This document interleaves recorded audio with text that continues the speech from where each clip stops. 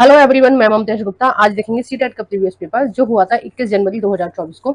और इससे पहले हमने एक पार्ट पहले कंप्लीट कर लिया है। अगर आपने नहीं देखा है तो इसी वीडियो के डिस्क्रिप्शन में मैंने सीटेट के प्रीवियस पेपर की प्लेलिस्ट की लिंक डाल रखी है। आप उस लिंक पर क्लिक कर अब तक मैंने सीटेट के जितने भी एग्जाम कराए हैं उन सभी को देख सकते हो। मैंने 2015 से और 2024 तक के सारे कंप्लीट करा दिए हैं, जबकि मैंने 2022 के कई सारे प्रीवियस पेपर कराए हैं, 2023 के भी, और एक दो जो रह गए हैं, जैसे कई कई प्रैक्टिस सेट थे एक ही ईयर के, तो मैं सबको कवर करा रही हूँ।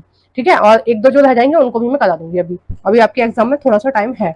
और ये साइड में जितनी भी प्लेलिस्ट लगी हुई हैं ये सभी मैंने पढ़ाई है। एनसीईआरटी को बहुत डिटेल में पढ़ाया है, क्योंकि आपके एग्जाम में एनसीईआरटी से बाहर कुछ नहीं आता है, और उसका प्रूफ मैं हर क्वेश्चन में आपको बताऊंगी कि कौन सा क्वेश्चन आपका कौन सी एनसीईआरटी से आया और कौन से चैप्टर से आया है। ठीक है, और हर सब्जेक्ट की दो प्लेलिस्ट है, उस वो इसलिए है क्योंकि एक प्लेलिस्ट में आपको 6 to 8 की थ्योरी मिलेगी, जैसे हिस्ट्री की दो है, और जो दूसरी प्लेलिस्ट है उसमें आपको एमसीक्यू मिलेंगे। इसी तरह से पॉलिटिकल साइंस की दो है और ज्योग्राफी की दो है।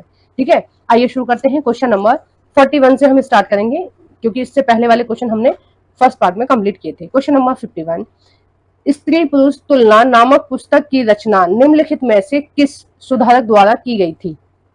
तो देखो, ये आया है आपका 8th क्लास की हिस्ट्री एनसीईआरटी से, चैप्टर नंबर 7 से। स्त्री पुरुष तुलनात्मक जो पुस्तक है वो किसने लिखी है? पहला है पंडिता रमाबाई, दूसरा है वीरेंद्र सिंगलिंगम पंतुलू, ये साउथ के थे, दक्षिण भारत के, और तीसरा है ताराबाई शिंदे। ताराबाई शिंदे महाराष्ट्र की थी और पंडिता रमाबाई भी महाराष्ट्र की थी। तो इसका जो करेक्ट आंसर हो जाएगा आपका 51 का, वो हो जाएगा तीसरा, ताराबाई शिंदे। ठीक है, इन्होंने लिखी थी, और ये इनकी जो पुस्तक है ये इस आधार पर आधारित है, इस बात पर आधारित है कि स्त्री और पुरुष में इतना ज्यादा फर्क क्यों किया जाता है, इतना ज्यादा भेदभाव क्यों किया जाता है, महिलाओं को क्यों पढ़ने से रोका जाता है, क्यों उनको घर में ही बांध कर रखा जाता है। ये जो पुरानी कुरीतियां थी उनके ऊपर इन्होंने तुलनात्मक पुस्तक लिखी थी, और ये चाहती थी कि जैसे पुरुषों को सारे अधिकार है वैसे महिलाओं को भी समाज में उतने ही अधिकार मिलने चाहिए और महिलाओं को बराबरी का दर्जा मिलना चाहिए। नेक्स्ट है आपका क्वेश्चन नंबर 42, गेहूं एवं जौ जैसी फसलें उगाने के सर्वप्रथम साक्ष्य निम्नलिखित में से किस स्थान में मिले हैं? सही विकल्प का चयन कीजिए। देखो, ये आया है आपका 6th क्लास की हिस्ट्री एनसीईआरटी से, चैप्टर नंबर 2 से। पहला है गारो हिल्स, दूसरा है मालाबार हिल्स, मतलब पहाड़ियां। ठीक है, इन्होंने आधा हिंदी में लिख दिया है, आधा इंग्लिश में लिख दिया है। चौथा है सुलेमान और किरथर हिल्स या पहाड़ियां, चौथा है नीलगिरी हिल्स या पहाड़ियां।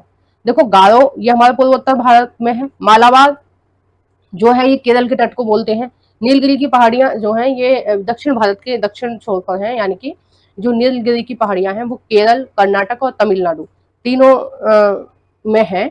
मतलब तीनों की सीमा जहां पर मिल रही है वहां पर ये नीलगिरी की पहाड़ियां हैं। तो इसका जो सही आंसर हो जाएगा वो हो जाएगा थर्ड, सुलेमान और किरथर की पहाड़ियां, जो हाल फिलहाल में कहाँ है?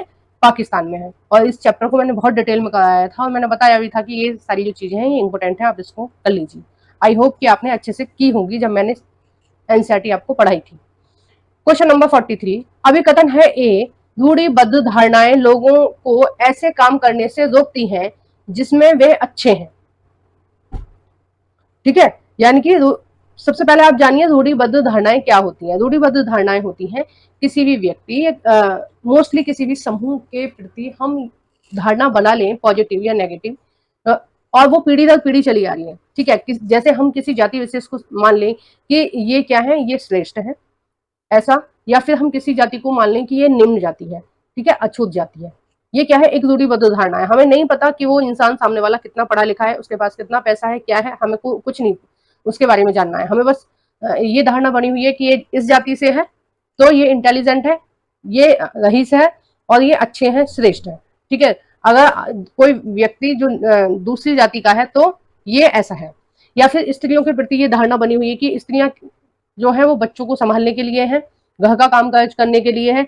बहुत सारे लोगों के दिमाग में ये धारणा रहती है। ठीक है, बहुत सारे लोग लड़कियों को पढ़ाना नहीं चाहते हैं। ठीक है, बहुत सारे लोग अपनी बहुओं से जॉब कराना नहीं चाहते हैं। क्यों? उनको लगता है स्त्रियां अगर बाहर जाएंगी तो वो घर नहीं संभाल पाएंगी। तो ये जो धारणा है ये क्या है? पीढ़ी दर पीढ़ी चली आ रही है। ये घरों में लोग देख रहे हैं, इन परंपराओं को लड़के देख रहे हैं कि उनकी अम्मा घर में थी, पढ़ी लिखी नहीं थी, उनकी मम्मी भी ऐसी थी, उनकी बहन भी ऐसी है, आगे अपनी वाइफ को भी वो उस तरह से ही रखेंगे और आगे अपनी बेटी को भी वो इस तरह से ही रखेंगे। यानी कि ये क्या है, हर पीढ़ी में धारणाएं ट्रांसफर हो रही है। ठीक है, एक पीढ़ी से दूसरी पीढ़ी में विचारधारा ट्रांसफर हो रही है कि जो महिलाएं वो घर के कामकाज के लिए बनी हुई है। ठीक है, उनको बाहर पढ़ने लिखने के लिए नहीं भेजना चाहिए, बहुत सारी चीजें जिनके लिए उनको आगे नहीं आना चाहिए। तो ये क्या है, ये रूढ़िबद्ध धारणा है। कभी कभी रूढ़िबद्ध धारणा पॉजिटिव भी होती है, लेकिन ये क्या है कि हम किसी व्यक्ति को या किसी समूह को जाने पहचाने बिना उसके लिए जो धारणाएं बना रहे हैं और जो धारणाएं पीढ़ी दर पीढ़ी चल रही हैं, मोस्टली ये जो धारणाएं होती हैं किसी समूह, जाति, ठीक है, या किसी कंट्री के प्रति होती है ना। अब देखिए तर्क क्या है, ऐसा क्यों होता है। रूढ़िबद्ध धारणाएं हमें व्यक्ति में अनोखे गुण और कौशल को देखने से रोकती हैं। बिल्कुल सही बात है, हमने नहीं जाना कि वो व्यक्ति क्या है, कैसा है। बहुत सारी महिलाएं ऐसी होती हैं कि पुरुषों से ज्यादा इंटेलिजेंट होती हैं। ठीक है, जैसे रजिया सुल्तान का ही जिक्र किया गया है आपकी एनसीईआरटी में, और क्या बोला गया है, मिनहाज सिन्हाज ने बोला है, जो उनके इतिहास लिखा था मुगल काल का, उन्होंने बोला है, सॉरी गुलाम वंश का, जिन्होंने इतिहास लिखा था, मुगल काल का नहीं, गुलाम वंश का, उन्होंने लिखा है कि रजिया सुल्तान अपने सभी भाइयों से ज्यादा इंटेलिजेंट थी, लेकिन फिर भी उसको राजा नहीं होना चाहिए, क्योंकि वह भगवान ने उसको स्त्री का रूप दिया है। ठीक है, वो स्त्री है इसलिए उसको राजा नहीं बनना चाहिए, लेकिन वो अपने भाइयों से ज्यादा इंटेलिजेंट है। ये बात वो मिनहाज सिन्हाज मान रहे हैं, उसके बाद भी वो कह रहे हैं कि उसको राजा नहीं होना चाहिए। तो ये क्या है, रूढ़िबद्ध धारणा है। रूढ़िबद्ध धारणाएं क्या करती हैं कि लोगों के कौशल को और गुणों को देखने से रोकती हैं।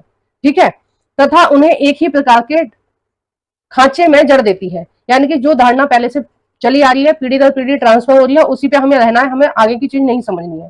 ठीक है, ये वाली बात हो गई। तो इसका जो सही आंसर हो जाएगा वो हो जाएगा आपका पहला, कि ए और आर दोनों सही हो, आर एक की सही व्याख्या करता है। और ये वाला मैंने आपको बताया नहीं शायद, ये आया है 6th क्लास की पॉलिटिकल साइंस एनसीईआरटी से, और चैप्टर नंबर 2 से आया है। उसमें ही पूर्वाग्रह का भी जिक्र है, थोड़ा सा कॉलम दिया हुआ पूर्वाग्रह। देखो रूढ़िबद्ध और धारणाओं में और पूर्वाग्रह में बस इतना अंतर है, पूर्वाग्रह आप किसी व्यक्ति विशेष के लिए बना रहे हैं। ठीक है, वर्तमान में ये क्या है, पूर्वाग्रह है। मतलब जैसे मैं हमेशा ही एक उदाहरण का जिक्र करती हूँ कि आपने एक प्राइवेट स्कूल का बच्चा देखा, एक सरकारी स्कूल का बच्चा देखा। ठीक है, तो आपने धारणा बना रखी है जो प्राइवेट स्कूल का बच्चा है वो ज्यादा इंटेलिजेंट है कंपेयर टू जो सरकारी स्कूल में बच्चा पढ़ रहा है। आपको लगता है कि जैसे सरकारी स्कूल के बच्चे, इनको हिंदी आती होगी, इनको इंग्लिश नहीं आती होगी, ये उतने इंटेलिजेंट नहीं है जितने प्राइवेट स्कूल के बच्चे हैं। तो ये क्या है, एक पूर्वाग्रह है। आपने बच्चे को देखा और देखते ही ये धारणा बना ली। अगर धारणा पीढ़ी दर ट्रांसफर हो रही है, ठीक है, तो वो हो जाएगी रूढ़िबद्ध धारणा। यदि आप किसी व्यक्ति को देखकर धारणा बना रहे हो, उसके रूप रंग को देखकर ही आपको ऐसा लगा है कि कोई अच्छा है और कोई बुरा है, तो वो क्या होगी, पूर्वाग्रह। यानी कि आपने पहले से उसके बारे में सोच लिया कि वो ऐसा है, आपने जाना नहीं, उसको जाने बिना सोच लिया। तो ये दोनों एक ही चैप्टर में दिए हुए हैं।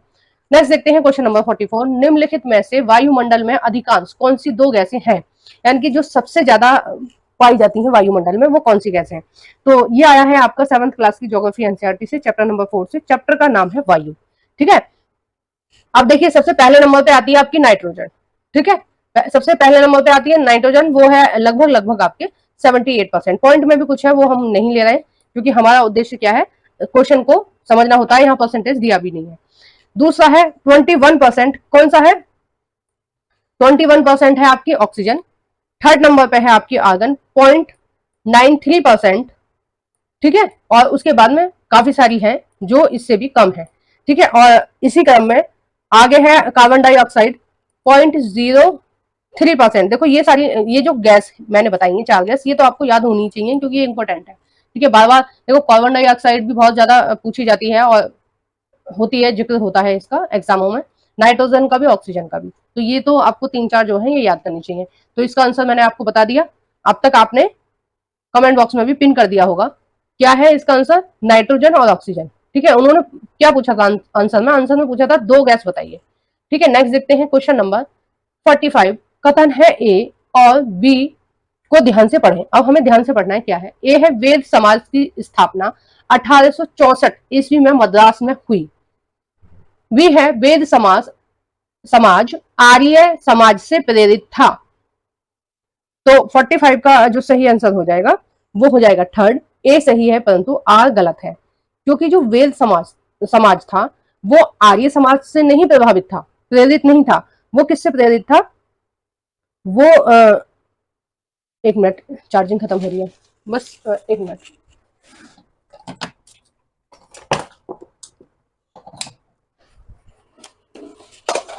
एक मिनट।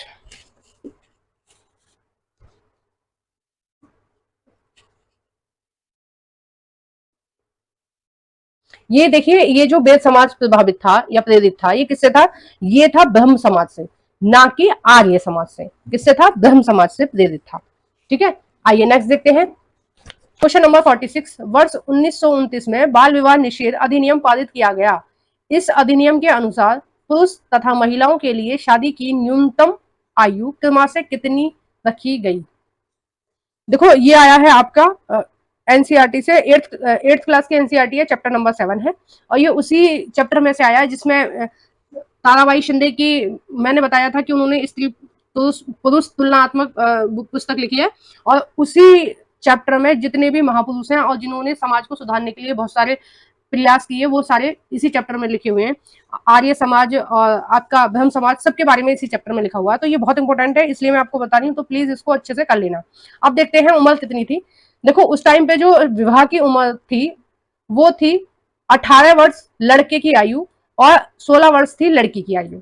ठीक है, कितनी? 18 वर्ष लड़के की आयु और 16 वर्ष थी लड़की की आयु। और अभी हाल फिलहाल में कितनी है? 21 वर्ष लड़के की आयु है। ठीक है, बाद में ये संशोधन कर दिया गया था, तो 21 वर्ष लड़के की आयु है तथा 18 वर्ष लड़की की आयु है। देखो, वर्तमान की ये है, और जो 1929 में विवाह अधिनियम आया था, बाल विवाह निषेध अधिनियम, उसके हिसाब से आयु जो थी वो इतनी थी। ठीक है, और इसको हम शारदा एक्ट भी बोलते हैं। ठीक है, किसको बोलते हैं? 1929 में जो अधिनियम बना था, बाल विवाह निषेध अधिनियम, उसको हम क्या बोलते हैं?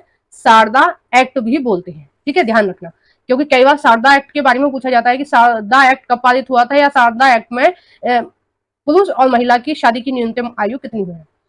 नेक्स्ट देखते हैं क्वेश्चन नंबर 47। भारत और बांग्लादेश पटसन जूट के अग्रणी उत्पादक है, यानी कि बहुत ज्यादा मात्रा में भारत में और बांग्लादेश में क्या होता है? पटसन या जूट होता है। पटसन की वृद्धि को बल प्रदान करने वाले कथनों का चयन कीजिए, यानी कि कौन सा कथन ऐसा है जो सुटेबल है जूट की खेती के लिए या पटसन की खेती के लिए? ए है, यह जड़ोद मिट्टी में अच्छे ढंग से विकसित होता है। तो ये बिल्कुल सही बात है। और देखो, जड़ोद मिट्टी जो होती है वो बहुत उपजाऊ होती है, और जड़ोद मिट्टी का निर्माण कैसे होता है? जो नदियां हैं वो पहाड़ों से बहुत उपजाऊ मिट्टी को लेके आती हैं और अपने तटों पर छोड़ देती है, और बहुत मात्रा में जो जड़ोद मिट्टी है वो कहाँ मिलती है? डेल्टा में। और डेल्टा, सुंदरवन का डेल्टा कहाँ है? देखो, जो गंगा नदी आ रही है इधर उत्तर भारत से, उत्तराखंड से होती हुई यूपी बिहार, और कहाँ? पश्चिम बंगाल होती हुई आ रही है, और इधर से आ रही है आपकी ब्रह्मपुत्र नदी। ठीक है, पूर्वोत्तर भारत से, अरुणाचल असम यहाँ से होती हुई आ रही है आपकी ब्रह्मपुत्र नदी, और ये दोनों नदी मिलकर क्या बना रही है? डेल्टा बना रही है। ठीक है, ये दोनों नदी मिलकर बना रही है डेल्टा, इस डेल्टा को बोलते हैं सुंदरवन का डेल्टा। विश्व का सबसे प्रसिद्ध यानी कि सबसे बड़ा डेल्टा कौन सा है? सुंदरवन का डेल्टा। ठीक है, तो इसका कुछ भाग आपके पश्चिम बंगाल में भी आता है, और ज्यादातर जो पार्ट है इसका बांग्लादेश में ही है। ठीक है, तो ये क्या है? जो नदियां हैं वो बहुत उपजाऊ मिट्टी पहाड़ों से लेके आ रही हैं और लाके इस डेल्टा में छोड़ देती हैं। ठीक है, तो ये जो डेल्टा है यहाँ पर क्या, देखो, कोई भी डेल्टा है, किसी भी नदी का डेल्टा होता है, वहां पर जड़ोड़ मिट्टी मिलती ही मिलती है, क्योंकि जो पहाड़ों से वो अच्छी मिट्टियों के कणों को लेके आ रही है, वो घाटों पे छोड़ेंगी। ठीक है, तटों पे छोड़ेंगी, सॉरी, अपने किनारों पे छोड़ेंगी, नदी अपने किनारे पे छोड़ेगी, या फिर कहाँ छोड़ेगी? डेल्टा पर छोड़ेगी। तो वो जो स्थान होता है वो बहुत उपजाऊ होता है भी है। इसे उच्च ताप की आवश्यकता होती है, बिल्कुल सही है। देखो, ये उष्ण कटिबंधीय क्षेत्र में आ रहा है, यानी कि 23 डिग्री, आप 0 डिग्री अक्षांश से, और ये 23 डिग्री अक्षांश के बीच में आ रहा है, तो इसलिए ये क्या हो? उष्ण कटिबंधीय क्षेत्र है, तो उच्च तापमान की आवश्यकता होती है, तो वो भी यहाँ पर मिलता है। सी है, इसे निम्न तापमान और निम्न बारिश की आवश्यकता होती है, तो ये कथन गलत हो जाएगा कि निम्न तापमान की जरूरत नहीं होती, उच्च तापमान की जरूरत होती है, यानी कि ज्यादा गर्मी की जरूरत होती है। उष्ण कटिबंधीय क्षेत्र है ये, जहां पर पटसन की खेती ज्यादा होती है। ठीक है, और निम्न वर्षा नहीं होती, क्योंकि ये समुद्र से लगा हुआ है, जो एरिया समुद्र से लगा होगा उसमें तो ज्यादा बारिश होगी, क्योंकि समुद्र से भाप उठेगी, और कहाँ? समुद्र के आसपास के इलाकों पर बारिश होगी। ठीक है, डी है, इसे भारी बारिश और आर्द्रता की आवश्यकता होती है, बिल्कुल सही है। देखो, जो डेल्टा इलाके हैं उनमें जो मौसम है वो कैसा होगा, आर्द्र से भरा होगा, क्योंकि वहां पर जल की अधिकता होती है और ऊपर से जब सूर्य की किरणें पड़ती हैं तो क्या होता है कि वो भाप बनाकर पानी को ऊपर की तरफ उठा देती हैं, और जिससे क्या होता है, आर्द्र वाला मौसम होता है। और ये जो आर्द्रता होती है, यानी कि नमी, मॉइस्चर जो होता है वातावरण में, ये पौधों के उपजने के लिए बहुत ज्यादा सही होता है। ठीक है, पौधों को क्या चाहिए, सूर्य का प्रकाश चाहिए, आर्द्रता चाहिए यानी पानी चाहिए, और उपजाऊ मिट्टी चाहिए। तीन चीज चाहिए, और ये तीनों चीज डेल्टा में मिलती है, नदी सोपानों में मिलती है, यानी कि नदियों के आसपास का जो स्थान होता है उनमें मिलती है। नेक्स्ट देखते हैं क्वेश्चन नंबर 48। पवन सड़क पर गिरी, पवन सड़क पर गिरी सूखी पत्तियों को उड़ाती है, पवन कैसे बहती है। देखो, मेन जो क्वेश्चन है वो ये है कि पवन कैसे बहती है। पवन का इन्होंने पूछा है कि पवन कैसे बहती है, ये मैटर नहीं करता है जो इन्होंने आगे की लाइन बोली है। पहला है, देखो पहले तो मैं ये बता देती हूँ कि ये कौन से एनसीईआरटी से आया है। ये आया है आपका 7th क्लास की एनसीईआरटी चैप्टर नंबर 4 से, और ज्योग्राफी से ही। और ये वाला जो आया था भारत और बांग्लादेश, ये आया था 7th क्लास की ज्योग्राफी एनसीईआरटी से चैप्टर नंबर 6 से। ठीक है, ऊपर वाला आया है चैप्टर नंबर 6 से और नीचे वाला आया है चैप्टर नंबर 4 से। ठीक है, आइए नेक्स्ट देखते हैं। देखो वायु जो पवन कैसे बहती है, पवन बहती है, मैं इसका आंसर बता देती हूँ क्योंकि ऑप्शन में आप थोड़े कंफ्यूज हो जाओगे। तो इसका जो ऑप्शन है वो ऑप्शन नंबर 1 सही है। उच्च वायु क्षेत्र में निम्न वायु दाब क्षेत्र की ओर वायु की गति होती है। वायु की गति कैसी होती है, उच्च वायु दाब से निम्न वायु दाब के क्षेत्र की तरफ। ठीक है, देखो उच्च वायु दाब कैसा होता है, गर्म, जब हवाएं ठंडी होती है। ठंडी कहां मिलेंगी, ध्रुव के किनारे मिलेंगी, पहाड़ी इलाकों में मिलेंगी। जब जो हवाएं हैं वो ठंडी होती हैं, नमी से भरी हुई होती हैं, तो कैसा दाब बनता है, उच्च वायु दाब, मतलब हाई प्रेशर बनता है हवाओं का, है ना। और निम्न वायु दाब वाली जो पवनें होती हैं वो कैसी होती हैं, वो हल्की होती हैं। और कहां मिलेंगी, वो आपको गर्म इलाकों में मिलेंगी, यानी कि उष्णकटिबंधीय क्षेत्रों में मिलेंगी, यानी कि वैसे जगह मिलेंगी जहां सूर्य की किरणें सीधी पड़ रही हैं। ठीक है, तो उच्च वायु दाब यानी कि देखो उल्टा होता है, इसमें ध्यान रखना। उच्च वायु दाब यानी कि ठंडी वायु, संघन वायु, ठीक है, भारी वायु। इसका मतलब ये हुआ उच्च वायु दाब क्षेत्र तब बनेगा जब वायु कैसी होगी, भारी होगी और संघ वाली होगी। ठीक है, जब संघन वाली होगी, संघन माने ज्यादा उसमें आर्द्रता होगी वायु में, तो वो कैसी होगी, भारी होगी, और कैसा दाब बनाएगी, उच्च दाब बनाएगी। और निम्न दाब कैसा होता है, वायु हल्की होती है। ठीक है, जो गर्म हवाएं पानी को भाप के रूप में उड़ाती हैं, ठीक है, वो कैसी होती है, निम्न वायु दाब क्षेत्र होता है, यानी कि गर्म हवाएं होती हैं, हल्की हवाएं होती हैं। ठीक है, और उनमें जो नमी होती है वो कम होती है निम्न वायु दाब में। अब पवनें कैसे चलेंगी, जब भारी पवनें होंगी तो वो संघन होंगी, आपस में जुड़ी हुई होंगी, चिपकी हुई होंगी। वो किसकी तरफ जाना चाहेंगी, जहां जगह खाली मिलेगी। जगह कहाँ खाली मिलेगी, गर्म क्षेत्रों में मिलेगी, क्योंकि वहां की वायु हल्की है। तो जो जितनी भी ठंडी वायु है वो किधर आएंगी, निम्न वायु दाब क्षेत्र की तरफ, यानी कि गर्म स्थान पर आने की वो कोशिश करेंगी। तो वायु के चलने की दिशा या पवनों के चलने की दिशा यही होती है। ठीक है, इसलिए ध्रुवों से जो वायु है वो कहाँ, किस तरफ चलती है, इक्वेटर की तरफ चलती है, क्योंकि ध्रुव हमारे ठंडे होते हैं, वायु भारी होती है, उसमें आर्द्रता ज्यादा होती है, तो वो किधर तरफ चलती है, इक्वेटर की तरफ। इक्वेटर में के आसपास कैसे है, गर्म वायु है और हल्की वायु है। ठीक है, आइए नेक्स्ट देखते हैं क्वेश्चन नंबर 49। पृथ्वी पर उष्ण कटिबंधीय क्षेत्र सबसे अधिक, देखो टाइपिंग मिस्टेक हो गई है थोड़ी सी, इसमें ऊष्मा लिखना रह गया है। ठीक है, सबसे अधिक ऊष्मा, ठीक है, ऊष्मा प्राप्त करते हैं, क्योंकि जो उष्ण कटिबंधीय क्षेत्र होते हैं वो सबसे अधिक ऊष्मा प्राप्त करते हैं। ऊष्मा यानी एक तरह से जो पवने, जो गर्म पवने अपने साथ पानी को ऊपर उठा के ले जाती हैं, उनको बोलेंगे, उसको क्या बोलेंगे हम, ऊष्मा। ठीक है, यानी कि जो आर्द्रता बनाती हैं उसको, ठीक है, ऊष्मा। ठीक है, ऊष्मा रह गया है, टाइपिंग मिस्टेक हो गई है थोड़ी सी। तो ऊष्मा प्राप्त करती हैं क्योंकि, अब ऐसा क्या कारण है कि उष्ण कटिबंधीय क्षेत्र पर ही ऊष्मा सबसे अधिक प्राप्त होती है। अब देखिए मैं एक बार आपको बता देती हूँ कि ये मान लीजिए आपकी ग्लोब है। ठीक है, ये आपका 0 डिग्री अक्षांश है, इसके 23 डिग्री उत्तर में क्या है, कर्क रेखा, 23 डिग्री दक्षिण में क्या है, मकर रेखा। ठीक है, 23 डिग्री उत्तर में कर्क रेखा, 23 डिग्री दक्षिण में मकर रेखा। ठीक है, 23 डिग्री, 23.5 डिग्री है, 23 डिग्री में लगभग बोल रही हूँ। ठीक है, 23.5 डिग्री उत्तर में कर्क रेखा, 23.5 डिग्री दक्षिण में मकर रेखा है। तो इन तीनों रेखाओं के बीच का जो स्थान है उसको बोलेंगे उष्ण कटिबंधीय क्षेत्र, और इसको उष्ण कटिबंधीय जो क्षेत्र है उस पर सूर्य की किरणें बिल्कुल सीधी पड़ती हैं, इसलिए यहाँ की जो जलवायु रहती है वो गर्म रहती है हमेशा। ठीक है, वर्ष भर यहाँ पर क्या होगा, गर्मी रहती है। हमारे दक्षिण भारत में कभी भी ठंड नहीं पड़ती है, स्वेटर नहीं पहनते हैं वहां के लोग। क्यों नहीं पहनते हैं? क्योंकि वो उष्णकटिबंधीय क्षेत्र है, कर्क रेखा के नीचे नीचे है ना हमारा दक्षिण भारत, है ना। हाँ, तो अब देखते हैं इसमें से कौन सा ऑप्शन आपका सही रहेगा।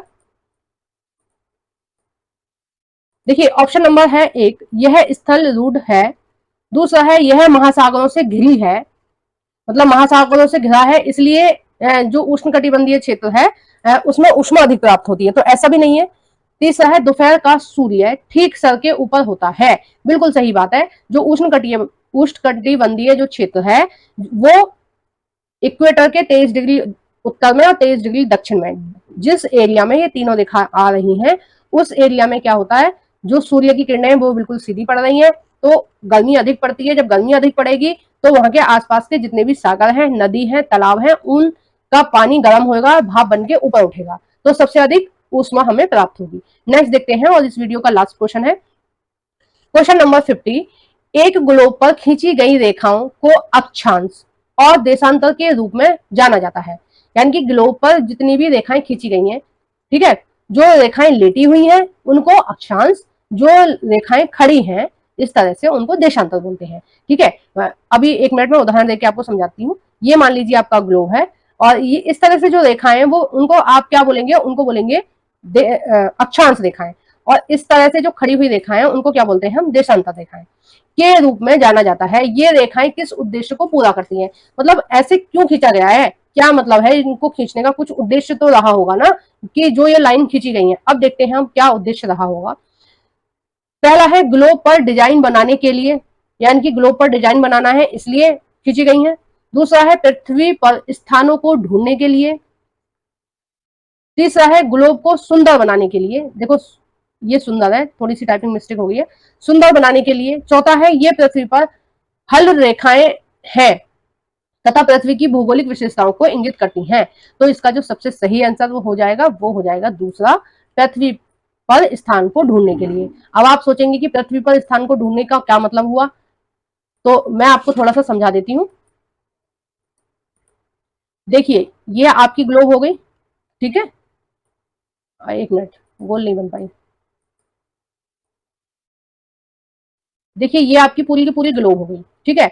अब ये इस तरह का एक अक्षांश है जो पृथ्वी को दो भागों में डिवाइड करता है, उत्तर में और दक्षिण में। ये क्या हो गया, आपका इक्वेटर हो गया, ठीक है, यानी कि भूमध्य रेखा, या इसको विषुवत भी बोलते हैं, ठीक है। ये 0 डिग्री अक्षांश पर है।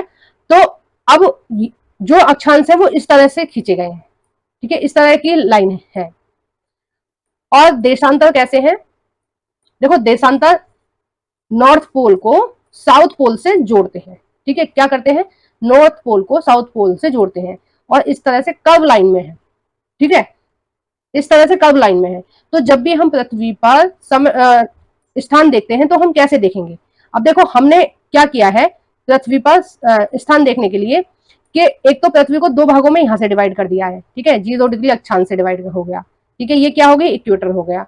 और एक हमने एक रेखा यहां से खींच ली है, देखो 6th क्लास की एनसीईआरटी में बताया गया प्रदीप्ति व्रत, इसका नाम बोला गया है प्रदीप्ति व्रत, ठीक है। ये क्या कर रही है, पृथ्वी को दो भागों में डिवाइड कर रही है इस तरह से। तो हम जब भी, अब मान लीजिए हमें क्या ढूंढना है, हमें भारत ढूंढना है, ठीक है, हम बोलेंगे हम भारत की बात हो रही है, तो हम देखेंगे कि पृथ्वी पर ये कहाँ है भारत।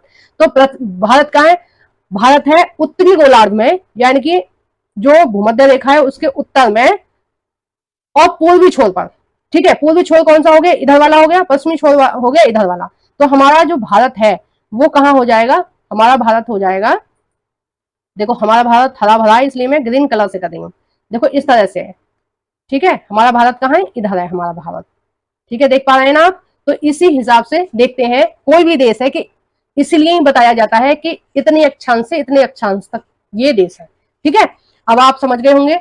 अब हम इस वीडियो को यहीं समाप्त कर रहे हैं, नेक्स्ट आगे जितने भी क्वेश्चन है हम अगले पार्ट में कंप्लीट करेंगे। आपको मेरी वीडियो कैसी लगी है प्लीज कमेंट बॉक्स में बताइएगा। वीडियो को जरूर से लाइक कर देना। जो भी फ्रेंड आपके सीटेट की तैयारी कर रहे हैं उन सभी फ्रेंडों के साथ मेरी इस वीडियो को शेयर कर देना। अगर आप मेरी वीडियो को पहली बार देख रहे हैं तो प्लीज चैनल को सब्सक्राइब करना बिल्कुल नहीं भूलना है, और प्ले लिस्ट को जरूर क्लिक करके देखना, आपको बहुत हेल्प मिलेगी सीटेट के प्रीवियस पेपर को करने में और सीटेट के पेपर को क्वालिफाई करने में, ठीक है। और शेयर करना भी नहीं भूलना है, thank you for watching everyone.